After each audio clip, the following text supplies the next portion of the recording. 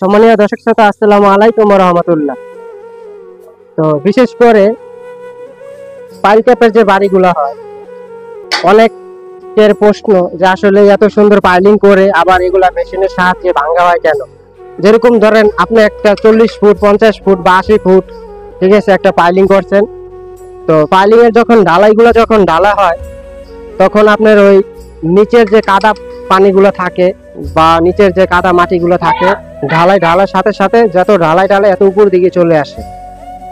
তো উপরে আস্তে আস্তে তখন দেখা গেছে আপনার 3 থেকে 5 ফিটের ভিতরে যে ঢালাইটা হয়, পাইল ক্যাপের যে ঢালাইটা হয়, সেই ঢালাইয়ের মর্নিংটা ভালো থাকে না। এটা আপনার ঢালাইয়ের, ঠিক আছে, কংক্রিট এবং মাটি মিক্স থাকে। কারণ যখন আপনি একটা পাইল করেন, তখন এটা যখন ঢালাইটা ঢালে, তখন নিচের কাদা মাটি সব উপর দিকে উঠে আসে। উঠে আসার পূর্বে আপনার এই পাইলগুলো ভাঙ্গা হয়। এই হচ্ছে এক কারণ। আরেকটা কারণ হচ্ছে আপনার এই যে পাইলের যে রডগুলো বাই করা হয় 2 ফিট 2.5 ফিট 3 ফিট, এই পাইলের রডগুলো আপনার অন্তত জরুরি পাইল ক্যাপের ভিতরে ঢুকানোর জন্য। কারণ এই রডগুলো আপনার ভেজের ভিতরে দেওয়া জরুরি। কারণ আপনার পাইল ক্যাপটাকে শক্তিশালী করে। এই 2 ফিট 2.5 ফিট যে রডগুলো বাইরে, এই রডগুলোকে আপনার পাইল ক্যাপটাকে শক্তিশালী করে। তো দেখা গেছে বিভিন্ন জায়গায় দেখা গেছে 2 ফিট 3 ফিট খুঁজলেই ভালো ঢালাই বাইরে এরকম ফেরেস।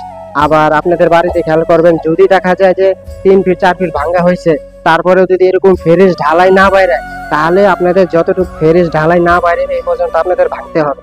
এটা হচ্ছে কি ইঞ্জিনিয়ারিং রোল নিয়ম। তো অবশ্যই পাইল ক্যাপের বাড়িগুলোতে অনেকের মনে প্রশ্ন যে আসলে এই পাইলগুলো কেন ভাঙ্গা হয়। আপনার দুইটা বিষয়ের কারণে ভাঙ্গা হয়। এক হচ্ছে গিয়া 3 থেকে 4 ফিটের ভিতরে 5 ফিটের ভিতরে আপনার ঢালাই কংক্রিটটা, ঠিক আছে, সঠিক নিয়মে থাকে না, কাদা পানি মিক্স থাকে।